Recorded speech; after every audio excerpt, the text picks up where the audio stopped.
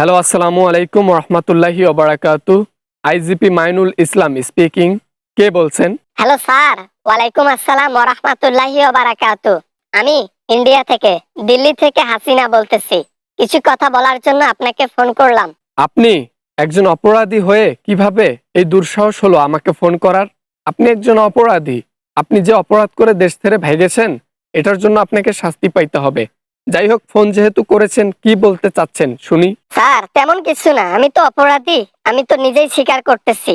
আমি অনেক মানুষকে অনেকভাবে হত্যা করেছি, আমি অনেকভাবে অনেক কিছু করেছি, রাজনীতিমূলক ইয়ামূলক দুর্নীতি করেছি, উন্নয়নের নামে চুরি করেছি, সবই মেনে নিয়েছি। হ্যাঁ, তাহলে মেনে যেহেতু নিয়েছেন, তাহলে সারেন্ডার করেন না কেন আপনি? হ্যাঁ, সারেন্ডার করতে পারেন না? আপনার শাস্তি তো অনেক বাকি আছে। আপনাকে আইনের আয়ত্তায় আসতে হবে। না হলে এইভাবে ফোন করে আমাকে বিভ্রান্তিতে ফেলবেন না। কি বলতে চাচ্ছেন তাড়াতাড়ি বলুন। স্যার, আমি বলতে চাচ্ছি, আমাদের যে নেতা গেতা ছিল, ওদের তো বয়স অনেক, ওদেরকে ছেড়ে দেন। অযথা রিমান্ডে নিয়ে তাদেরকে শাস্তি দিয়ে সত্য কথা উগলানো, এটা কি ঠিক? তারা কি এই শাস্তিগুলো নিতে পারে বলেন তো স্যার? মহিলাদেরকে রেসপেক্ট করি জন্য কিছু বললাম না। যাই হোক, এটার জন্য আপনাকে স্পেশাল ভাবে কোনো কিছু বলার নেই। আপনিও ভালো করে জানেন নিরপরাধ ব্যক্তিদেরকে আপনি কিভাবে শাস্তি দিয়েছিলেন।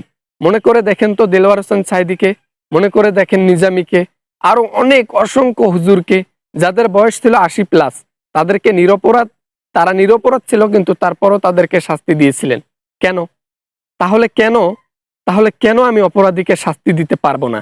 এবার না মানে তাইবান তার তার জন্য, তার মানে এই যে আপনি একজন বয়স্ক ব্যক্তিকে এইভাবে ইয়ে করবেন? আমরা না হয় স্বৈরাচার ছিলাম, আমরা না হয় বোকা ছিলাম, খারাপ মানুষ ছিলাম, বিদায় এই কাজগুলো করেছি। আপনারা তো ভালো মানুষ। আচ্ছা, আপনি বলেন তো কোন আইনের মধ্যে লেখা আছে, কোন বইয়ের পাতায় লেখা আছে যে বয়স্ক লোক যদি অপরাধ করে তাহলে তাকে শাস্তি দেওয়া যাবে না? তারপরও একটা মনুষ্যত্বর ব্যাপার থাকে না স্যার? আপনাদের তো মন আছে, মন তো আপনাদের অনেক বড়। আমরা তো সত্য স্বীকার করেছি, যা যা অপরাধ করেছি। তাদেরকে টর্চার করে এভাবে শাস্তি দিয়ে সত্য ওগলানোর কি দরকার বলেন তো স্যার? শাস্তি তাদের প্রাপ্য।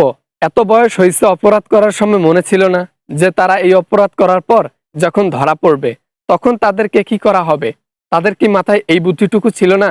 ও অপরাধ করার সময় মনে ছিল না তাদের বয়স বেশি, এখন শাস্তি দেয়া হচ্ছে তাই মনে হচ্ছে তাদের বয়স বেশি। আপনার আলগা পীড়িতের কথা বাদ দেন, আপনি ফোন রাখেন, কথা বলতে চাই না। স্যার স্যার প্লিজ ফোন রাখবেন না। আরো কিছু কথা বলতে চাই, যেগুলা বলা অত্যন্ত জরুরি আমার জন্য। জি বলেন, আপনার জরুরি কথা বলতে চাইলে তাড়াতাড়ি বলেন, আমার অনেক কাজ আছে। আপনার মতো আমি তো ফ্রিতে দিল্লিতে বসে থাকতে পারি না, তো আমার অনেক কাজ আছে। তাড়াতাড়ি বলেন, কি বলবেন? স্যার, আমাকে তো কোনো দেশ অ্যাকসেপ্ট করতেছে না, কোনো দেশে যাইতে দিচ্ছে না, দিল্লিতেই থাকতে হইতেছে। এমন তো অবস্থা, আমি বাংলাদেশে গেলে আমাকে কি প্রোটেক্ট করবেন আপনারা? এটা আপনি কেমন কথা বললেন ম্যাডাম? এটা আপনি কেমন কথা বললেন বলেন দেখি? আপনি একজন অপরাধী, অথচ একজন অপরাধীকে আমরা পুলিশ হয়ে আমরা আপনাদেরকে প্রোটেক্ট করব? সেই দিন আর নাই। আপনারা অপরাধী, আপনাদেরকে শাস্তি দেওয়াই কাজ। তাহলে বাংলাদেশে গেলে আমাদেরকে গ্রেফতার করা হবে এন্ড আমাদেরকে রিমান্ডে নেওয়া হবে, বুঝতে পারছি। আচ্ছা, তাহলে আমি কি করতে পারি? দিল্লি ছেড়ে যাওয়ার মতো অবস্থায় আমি আর নেই। আমি কি দিল্লিতেই অবস্থান করব সারা জীবনের জন্য? না, সেটা হবে কেন? কারণ আপনাদের তো চেলাপেলা ধরা পড়েছে, তাদেরকে শাস্তি দেয়া হচ্ছে, তারা সত্য বলতেছে। এই সত্যর উপর ডিপেন্ড করে একটা চার্জশিট তৈরি করা হবে, একটা ওয়ারেন্ট তৈরি করা হবে, যেটার মাধ্যমে আপনাকে গ্রেপ্তার করে আনা হবে। ও মা গো, তাহলে তো মহা বিপদে আমি আছি। এ চিপা কলে পড়তে চাই না। আমি ইন্ডিয়াতেই থাকতে চাই, আমি বাংলাদেশে যাইতে চাই না। আমি কখনো আর দল করব না। স্যার, আমি রাখলাম, আর কিছু বলতে চাই না। জি জি, রাখেন রাখেন, সময় হলে এমনিতেই টের পাবেন। আপনাকে এত কথা বলতে হবে? সময় যখন আপনার ঘনিয়ে আসবে না, আমাদেরকে ফোন করতে হবে না, আপনার সাথে সামনাসামনি বসে কথা হবে টেবিলে। ও মা গো, টেবিলে? তার মানে রিমান্ডের টেবিলে? না না না না না, যাওয়া যাবে না। ভালো থাকবেন স্যার, আমি রাখলাম ফোন, আর কথা বলতে চাই না। ঠিক আছে ঠিক আছে, অপরাধ করে কতদিন আর বাইরে থাকবেন? একদিন না একদিন ধরা খাইতেই হবে। ঠিক আছে, শাস্তি আপনার প্রাপ্য, তাই এর শাস্তি দুনিয়াতেই পাইতে হবে। ভালো থাকবেন আপনিও। ওকে, একজন মহিলাকে রেসপেক্ট করার জন্য বলতেছি এগুলো। আসসালামু আলাইকুম বন্ধুরা, আশা করি ভিডিওটা অনেক ভালো লেগেছে এন্ড অনেক এনজয় করেছেন।